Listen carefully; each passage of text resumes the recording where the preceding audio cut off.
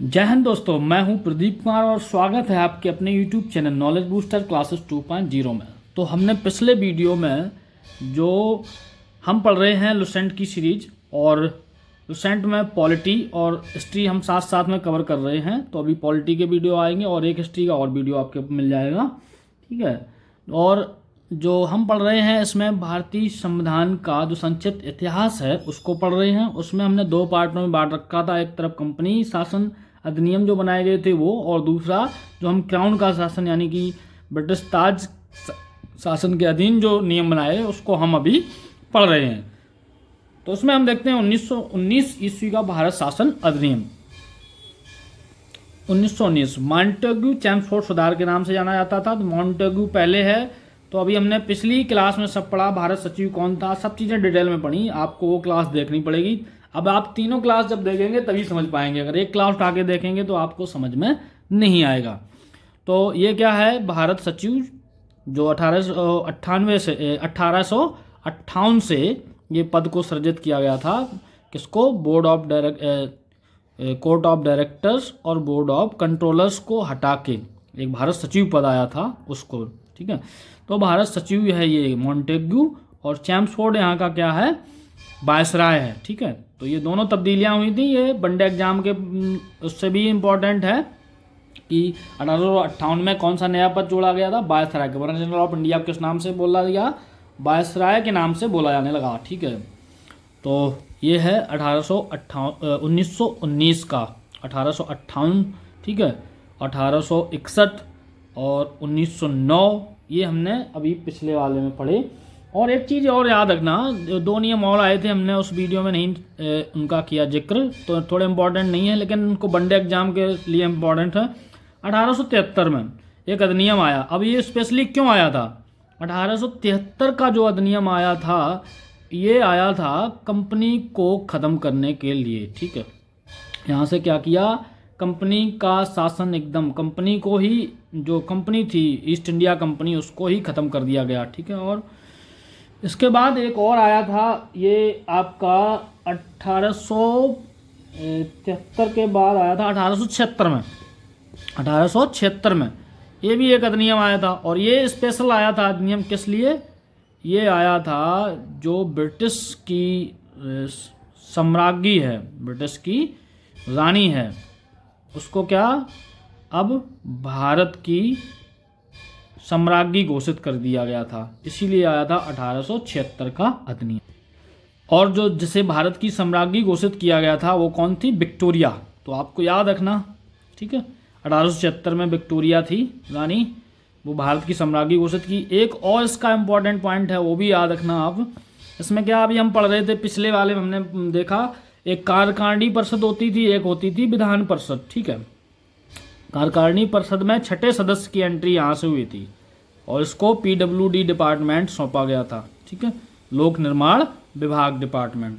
तो ये भी दोनों याद रखना आप, one day exam point of view से दोनों इंपॉर्टेंट हैं, ठीक है। चलिए पढ़ते हैं अगले क्वेश्चन, मतलब अधिनियम पे चलते हैं अपने 1919 ईस्वी वाले पे।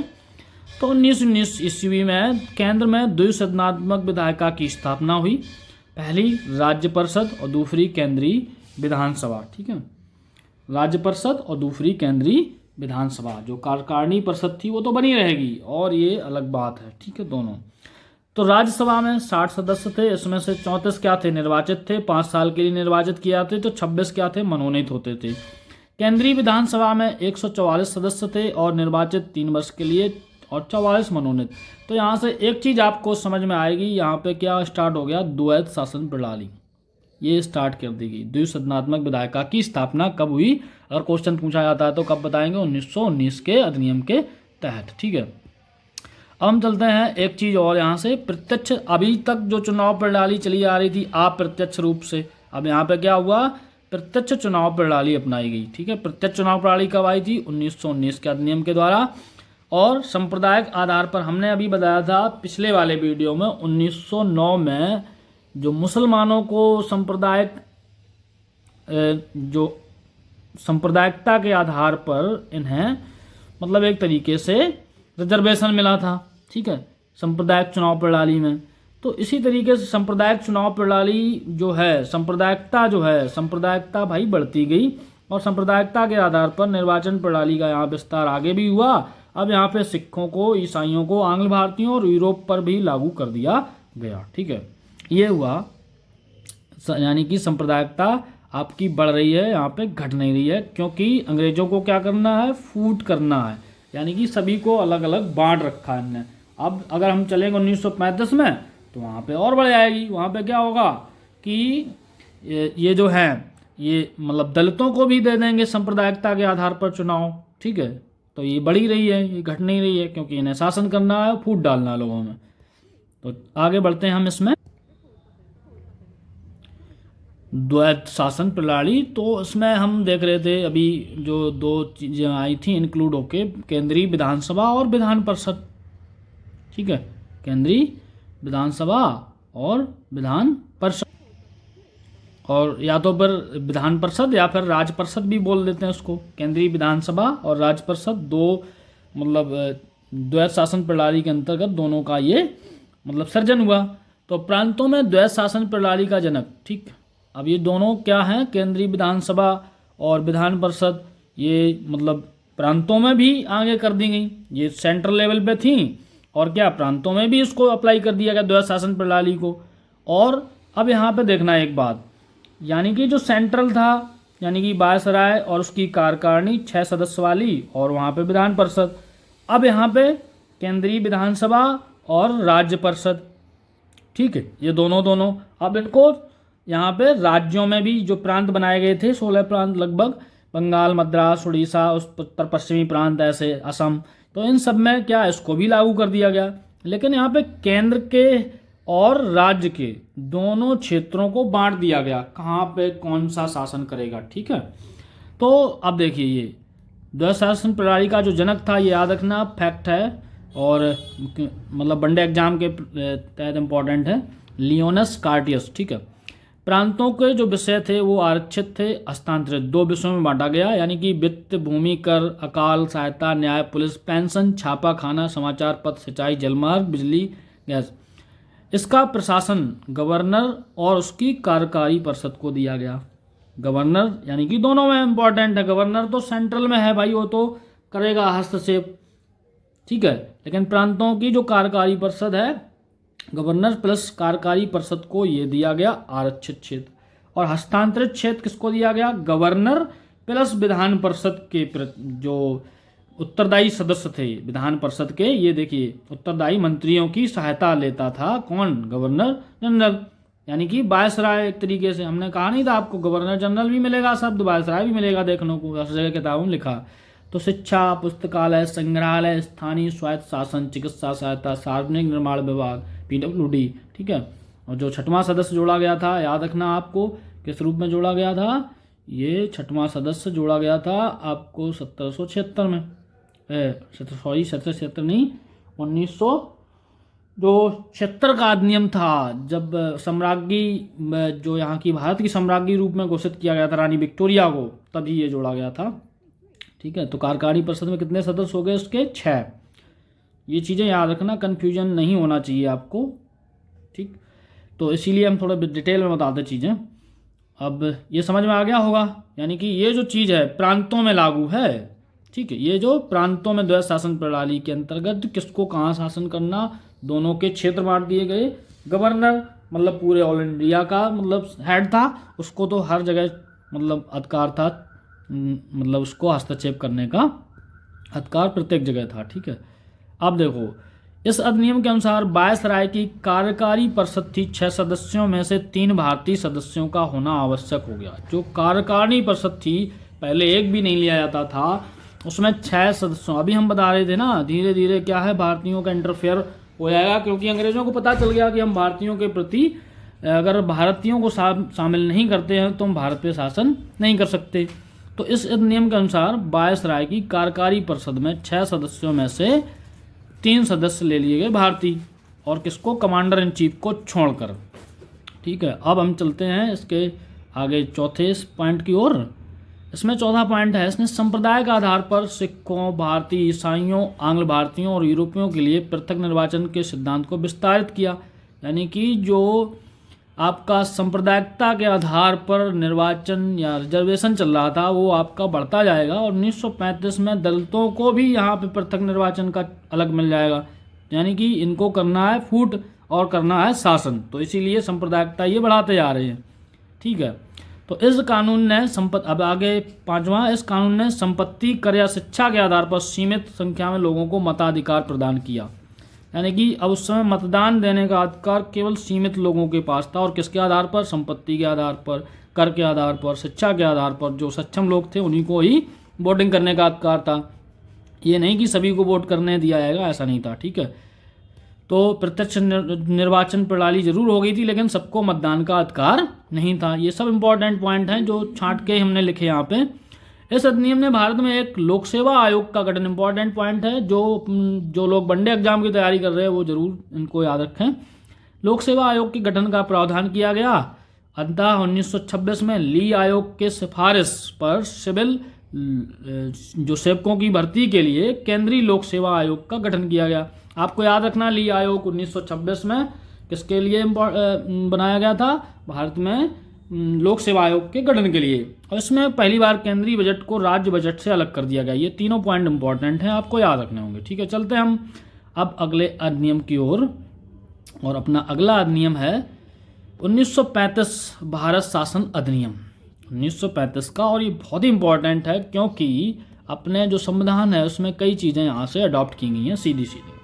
1935 के अधिनियम में 321 अनुच्छेद थे और 10 अनुसूचियाँ थीं इसमें। ठीक है, 1935 के अधिनियम के द्वारा भारत को संघात्मक सरकार की स्थापना की गई। यानी कि भारत को एक संघ बोला गया। आगे जो संघ मतलब कई प्रांतों से और कई क्षेत्रों से मिलकर जो बना है वो संघ। इस अधिनियम के द्वारा अखिल भारतीय संघ की स्थापना की गई, जिसमें 11 प्रांत थे ब्रिटिश प्रांत, 6 चीफ कमिश्नर के क्षेत्रों को लिया गया और स्वेच्छा से शामिल होने वाली देशी रियासतों की स्थापना की गई। ठीक है, अब ये अधिनियम है। इसी अधिनियम के बाद जो 1942 में क्रिप्स मिशन आता है उसको भगा दिया जाता है। ठीक है, उसके बाद जो क्रिप्स मिशन या फिर बोल रहे हम 1942 में नहीं, इससे पहले 1942 में क्रिप्स मिशन था, लेकिन आपको याद रखना 1935 है ये। ठीक है, और 1935 से पहले 1930 में एक आयोग और आया था, साइमन कमीशन।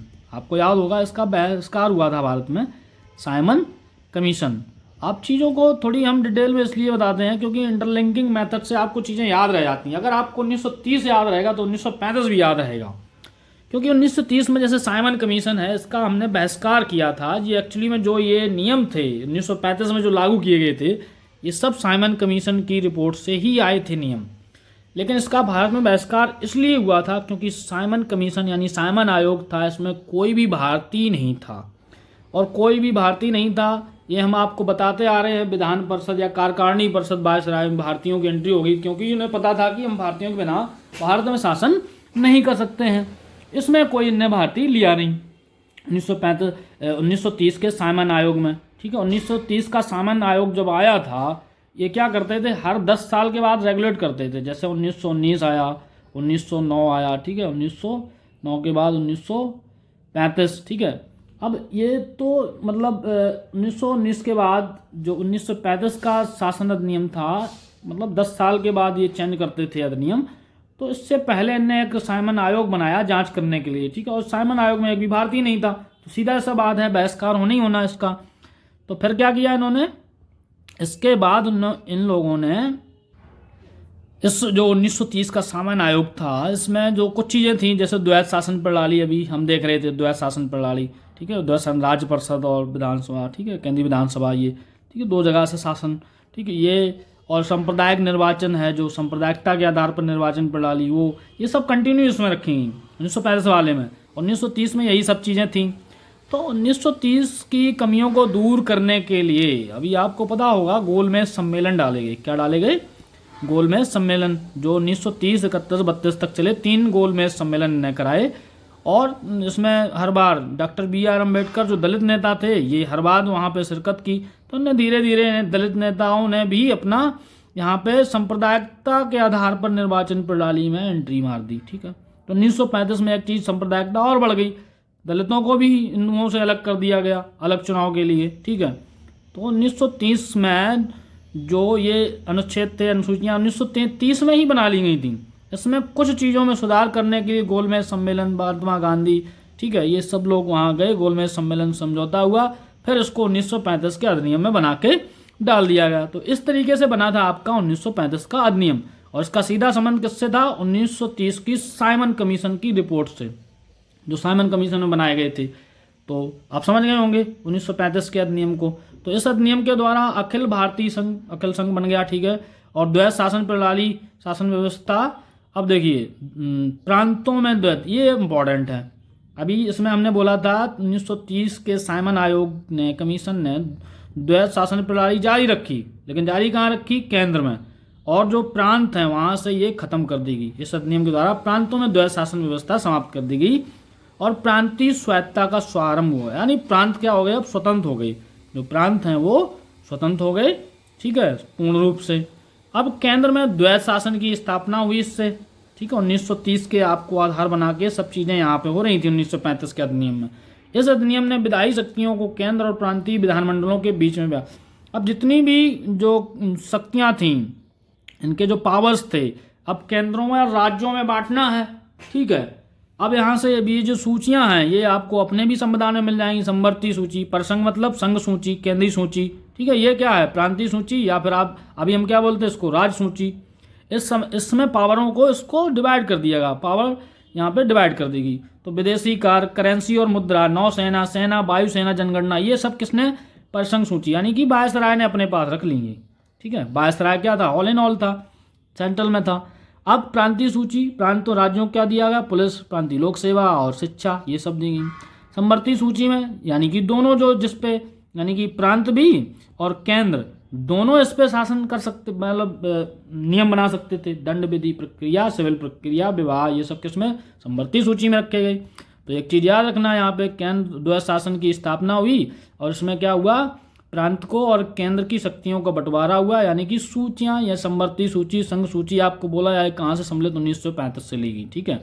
1937 में संघीय न्यायालय की स्थापना हुई। इंपॉर्टेंट क्वेश्चन, एक मुख्य न्यायाधीश, 2 अन्य न्यायाधीश। न्यायालय से संबंधित अंतिम शक्ति लंदन को ही, मतलब कानून बनाने का अधिकार था इस पर, ठीक है, ये याद रखना आप। अब इसमें देखो, सांप्रदायिक निर्वाचन पद्धति का विस्तार करते हुए दलित जातियों, महिलाओं और मजदूरों को भी इसमें सम्मिलित किया गया। देखो ये दलित, मजदूरों, इनके नेता थे डॉक्टर BR अम्बेडकर, जिन्होंने गोलमेज सम्मेलनों तीनों में भाग लिया था। और गोलमेज सम्मेलन में अभी हमने बताया 1930 का जो साइमन आयोग था, इसका बहिष्कार हुआ था क्योंकि भारतीय सदस्य नहीं थे इसमें। इसके लिए इनने क्या रख दिए? गोलमेज सम्मेलन रख दिए 31, 32 तक, 30 से स्टार्ट करके। तो इसमें जो सुधार हुए, इन सुधारों को करके इनने 1935 का अधिनियम ला दिया, भारत शासन अधिनियम ला दिया। तो 1930 की साइमन आयोग की रिपोर्ट ही 1935 का जो अधिनियम बना था। ये चीज़ याद रखना आप, ठीक है। और आप जो लोग वीडियो पूरा देखेंगे उन्हें चीज़ें ये पता रहेंगी, नहीं तो भाई लोग हैं, देखते हैं चले जाते हैं, 1-2 मिनट देखे चले गए, ठीक है। तो रटते रहो चीज़ें, भूलते रहो, नहीं तो चीज़ें ये है लुसेंट ही, सब पॉइंट लुसेंट मिल जाएंगे, लेकिन समझना आपको है। तो इसके तहत कुछ प्रांतों, 11 में से 6 द्विसदनात्मक व्यवस्था, यानी विधान परिषद और विधानसभा अब भी चल रही है अपने यहाँ, जैसे ये विधानसभा और विधान परिषद स्थापना की गई प्रांतों में, ठीक है। और कौन से 6 प्रांत थे? बंगाल, ठीक है। तो 1935 के अधिनियम के तहत प्रांतों में भी द्विसदनात्मक व्यवस्था ला दी गई, विधान परिषद और विधानसभा, जो अपने यहाँ भी चल रही है वो, ठीक है। अगली बढ़ते हैं हम इसमें नियम में। और इस अधिनियम के द्वारा ये भी पॉइंट इंपॉर्टेंट, बर्मा को भारत से अलग कर दिया गया। और RBI, reserve bank of India, 1935 के अधिनियम के तहत ही इसकी स्थापना हुई। दोनों पॉइंट इंपॉर्टेंट हैं, खासकर जो वनडे की एग्जाम की तैयारी करते हैं उनके लिए। अब देखिए यहाँ पे भारतीय स्वतंत्रता अधिनियम 1947 की ओर बढ़ते हैं। इसमें जो इंपॉर्टेंट पॉइंट है वो याद रखना आप। 20 फरवरी 1947 को ब्रिटिश प्रधानमंत्री क्लेमेंट एटली, अब ये पॉइंट इसलिए इंपॉर्टेंट है, कई जगह आपने देखा होगा जब भारत को स्वतंत्रता मिली थी तो उस समय ब्रिटेन का प्रधानमंत्री कौन था? क्लेमेंट एटली था, ठीक है। ऐसे पूछ दिए जाते हैं। और पूछ दिया जाएगा गवर्नर जनरल कौन था? ठीक है, गवर्नर जनरल वायसराय माउंटबेटन था, ठीक है। ये पूछ दिए जाते हैं, तो वनडे एग्जाम के लिए इंपॉर्टेंट है। तो ये क्या घोषणा की क्लेमेंट एटली ने? 30 जून 1947 को भारत में ब्रिटिश शासन समाप्त हो जाएगा। घोषणा कर दी 20 फरवरी 1947 को। कब समाप्त हो जाएगा भारत में ब्रिटिश शासन? 30 जून 1947 में। स्वतंत्रता की ओर बढ़ रहे हैं लोग। इसके बाद सत्ता उत्तरदायी भारतीय हाथों में सौंप दी जाएगी। ठीक, सौंप तो दी जाएगी भाई। अब हम बढ़ रहे हैं कैसे संविधान का निर्माण हुआ। अभी इसके बाद पढ़ेंगे संविधान सभा। आप समझ रहे होंगे भारतीय स्वतंत्रता अधिनियम आ गया भाई, लेकिन ज़रूरत किसकी पड़ेगी? संविधान की। नहीं तो ये फिर मतलब सत्ता को देंगे नहीं भारतीयों को। तो 3 जून 1947 को वायसराय लॉर्ड माउंटबेटन ने विभाजन की योजना पेश की, जिसे माउंटबेटन योजना कहा जाता है। तो पूछ दिया जाए आपसे, माउंटबेटन योजना 30 जून 1947 को आई थी। इस योजना कांग्रेस और मुस्लिम लीग ने स्वीकार कर लिया, दोनों ने, क्योंकि भाई सत्ता तो चाहिए ही थी, भारत के हाथों में आ रही थी, स्वीकार करना पड़ेगा। लड़ेंगे तो फिर नहीं देंगे वो। तो ब्रिटिश संसद में 4 जुलाई 1947 को भारतीय स्वतंत्रता अधिनियम प्रस्ताव पास किया गया, जो 18 जुलाई 1947 को स्वीकृत हो गया। कहाँ पे? ब्रिटिश कैबिनेट में। ठीक है। इस अधिनियम में 20 धाराएं थीं और अधिनियम की प्रमुख प्रावधान क्या थे वो भी हम देख लेते हैं। तो इसने 2 अधिराज्यों की स्थापना की, यानी कि इसने जाते जाते भी ये भारत को बांट गए भाई। 2 डोमिनियंस, एक क्या था, इसको इंग्लिश में डोमिनियन बोलते हैं अधिराज्य, एक अपना भारत इंडिया और दूसरा पाकिस्तान। ये दोनों डोमिनियन थे। तो संविधान सभा का, अब ये तो हो गया, आपको समझ में आ गया। अब संविधान सभा का विधानमंडल के रूप में कार्य करना, ये भी इसमें इसने कहा था जब तक भारत का संविधान बनके तैयार नहीं होता है, उसके पहले जो 1946 में संविधान सभा का जो चुनाव हुआ था, वही क्या करेगा, भारत के संविधान यानी विधानमंडल के रूप में कार्य करेगा। बात समझ में आ गई होगी। तो इसी तरीके से आपको समझ के पढ़ना है, लाइनों को रटने से कभी रट नहीं पाएंगे लुसेंट, ये याद रखना आप। जब तक संविधान सभा के द्वारा संविधान निर्माण नहीं कर लिया जाएगा, तब तक 1935 के अधिनियम द्वारा शासन होगा। और किस कानून कौन सा लगेगा? 1935 वाला। 1935 कहाँ से आया? 1930 से आया था। ठीक है। तो देसी रियासतों 1930 का साइमन आयोग उसी से तो बने थे, गोलमेज सम्मेलन के द्वारा करेक्शन करके। ठीक है। तीनों गोलमेज में जो करेक्शन हुए उसके बाद संशोधन करके उसको लागू कर दिया 1935 में। देसी रियासतों पर ब्रिटेन की सर्वोपरिता का अंत कर दिया गया। अब भाई ब्रिटेन की जो ताकत है वहां से समाप्त कर दी गई। किस पे? देसी रियासतों पे भी। देसी रियासत यहाँ पे स्वतंत्र थे। अब ये याद रखना, देसी रियासतों को स्वतंत्रता क्या थी, यानी ब्रिटेन की सर्वोपरिता खत्म, ब्रिटेन का शासन खत्म। अब इनको एक और स्वतंत्रता दी गई थी। ब्रिटेन यानी जो अंग्रेज थे, उनने कहा था इनको स्वेच्छा से या तो ये भारत में शामिल हो सकते हैं डोमिनियन में, या ये पाकिस्तान में जा सकते हैं, इनकी इच्छा के ऊपर डिपेंड करता। ठीक है। सरदार वल्लभ भाई पटेल ने बहुत भूमिका निभाई थी इनको अपने में शामिल करने के लिए, लालच देके किसी तरीके से, हर तरीके से। ठीक है। तो भाई भारत का निर्माण, देसी रियासतें अब स्वतंत्र थी उस समय। अगर ये नहीं भूमिका निभाते ना लोग, उस समय के नेता थे, अगर वो आज के जैसे नेता होते ना, तो उस समय हम लोग बटे होते फिर भी कई स्टेटों में अभी भी। ठीक है। तो देसी रियासतें स्वतंत्र थी, जैसे हैदराबाद है, कश्मीर है, ये सब रियासतें थीं अलग अलग। तो इनको शामिल करने के लिए बहुत इंपॉर्टेंट भूमिका निभाई सरदार वल्लभ भाई पटेल की भूमिका इसमें बहुत सराहनीय रही। तो इसमें वायसराय पद समाप्त कर दिया गया। आगे देखते हैं हम 5वें नंबर पे, वायसराय पद अब क्या कर दिया गया? समाप्त कर दिया। उसके स्थान पर डोमिनियन राज्यों के गवर्नर जनरल, फिर आ गया governor general of India, viceroy, governor general. ठीक है। ये सिलसिला कहाँ से स्टार्ट हुआ था? बंगाल का गवर्नर। ठीक है। इस सिलसिले को भी याद रखना, बंगाल का गवर्नर। ठीक है। बंगाल के गवर्नर के बाद भारत का गवर्नर, भारत के गवर्नर के बाद भारत का गवर्नर जनरल। ठीक है। लॉर्ड कैनिंग, भारत का गवर्नर कौन था? Lord Canning. भारत का गवर्नर जनरल कौन था? William Bentinck. इसको याद रखना। तो ये सिलसिला चलता रहा। भारत के गवर्नर जनरल के बाद 1858 में क्या बन गया? वायसराय। और पहला वायसराय कौन था? लॉर्ड कैनिंग था। ये सब चीज़ें याद रखनी है, इसको भी वनडे एग्जाम के हिसाब से इम्पोर्टेंट है ये। ठीक है। और इस कानून के द्वारा ब्रिटेन में भारत सचिव पद समाप्त कर दिया गया और शक्तियां राष्ट्रमंडल मामलों के राज सचिव को स्थानांतरित हो गई। इसने शाही उपाधि, भारत का सम्राट शब्द जो पहले लिख के आता था ना पेपरों पे, वो सब खत्म कर दिया गया भाई। ठीक है। तो 14-15 अगस्त 1947 के मध्य रात्रि को भारत में ब्रिटिश शासन का अंत हो गया। भारत ब्रिटिश शासन खत्म और समझ शक्तियाँ दो नए स्वतंत्र डोमिनियन भारत और पाकिस्तान को स्थानांतरित कर दी गई। लॉर्ड माउंटबेटन नए डोमिनियन भारत के प्रथम गवर्नर जनरल थे, याद रखना आप। और इन्हीं ने ही भारत के पहले प्रधानमंत्री जवाहरलाल नेहरू को प्रधानमंत्री शपथ दिलाई थी और 1946 में बनी संविधान सभा को स्वतंत्र भारतीय डोमिनियन के संसद के रूप में स्वीकार कर लिया गया। तो अब ये हो गया भारत स्वतंत्र। अब हम पढ़ेंगे अगले लेक्चर में भारतीय संविधान सभा का निर्माण कैसे हुआ था, ठीक है। ये हम अगली लेक्चर में देखेंगे, भारतीय संविधान सभा का निर्माण, और बहुत ही इंपॉर्टेंट टॉपिक है वो। इसको सीरीज में मेरे साथ बने रहिए और एंजॉय करिए, ठीक है। लुसेंट आपको ऐसे ही धीरे धीरे याद हो जाएगी, नहीं तो रटते रहेंगे आप, कोई दिक्कत नहीं। अच्छा लगे तो वीडियो फॉरवर्ड करते रहिए और देखते रहिए, एंजॉय, ठीक है। धन्यवाद, जय हिंद।